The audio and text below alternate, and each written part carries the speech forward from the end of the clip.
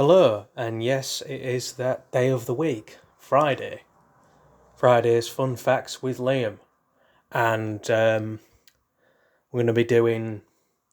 God, are we really up to that many episodes already? Wow, doesn't time fly and rack up in numbers and so on and so forth. Um, so, yeah, we're up to episode 38 overall. And I'm going to be talking about the Witchfinder General, Matthew Hopkins.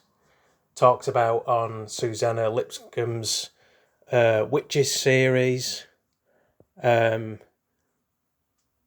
of course, known throughout history with all that kind of 1600 stuff, with all the witches stuff that actually went into the 1700s. There's also technically witch hunts that still go on around the world in the obscure villages in areas of Asia and Africa, mainly India and possibly parts of Kenya too, sadly, and Somalia. But yeah, basically, um, yeah, he's most famously portrayed by the late great Vincent Price, who was in a lot of Hammer House horror stuff, Edgar Allan Poe adaptations. He was also in a favourite film of my dad's called The Abominable Dr. Phibes, who was a doctor a surgeon who lost his wife, or she was disfigured, and he went on a rampage, getting back at the doctors who failed her. They were supposed to. I watched it a long time ago, years back. I'm not that old, but like on the Horror Channel a few years back. And his ways of revenge were supposed to be the Egyptian plagues. But thing is about Matthew Hopkins, he was Oliver Cromwell's go-to guy for getting rid of witches and so on, or just people, poor women and stuff who were suspected of being witches. James the First of Scotland and Six of England was all into that kind of stuff too, years back before Hopkins was around, before Cromwell was a thing, and Oliver and the son Thomas. But if you've ever seen the Witchfinder General, he looks like an oldish, but vaguely middle aged evil old man with the beard and stuff like that. I mean, he did have a beard, goatee, like Roger Delgado's master in Doctor Who, and Anthony Haley as well later on.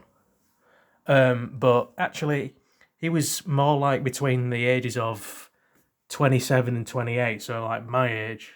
29 even. So basically, he might have been a rotten old bastard to the core all his life, but he was actually a very young man when he died.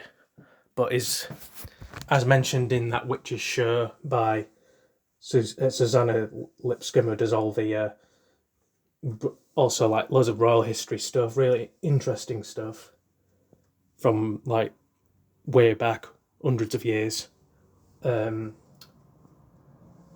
His teachings actually were continued and they lived on, and indirectly, Hopkins' legacy might have most likely have been responsible for all the Salem stuff that happened in the 1690s. The Salem witch trials. But as I said before, other than, actually I forgot to mention speaking of Doctor Who, the Pendle Hill trials as well. There's a lot of that in Lancashire around the same time. Or maybe even before. I mean, I put the sources in as you know, as usual. But that was a subject of a Doctor Who episode, one of the 13th Doctor ones with Jodie Whittaker and all that, and also had Siobhan Finneran, known for Benidorm mainly. Well, that's what I know her from mainly, sadly. Sadly or not, I don't know. But yeah, she was the leader of the coven of witches who were possessed by some ancient evil under a tree under Pendle Hill that may or may not have been an alien, as these things tend to be in Doctor Who. But yeah, sadly, all this witch stuff still happens in a lot of African and kind of Indian-ish places as well. So, sorry if I sound a bit ill. Yeah, been a bit gassy. Had some Pepto-Bismol earlier, which is slowly helping. But other than that, yeah, I'm going to be cracking on with the next episode after this one. So, remember to like, subscribe, comment, and I'll see you in the next 3 videos.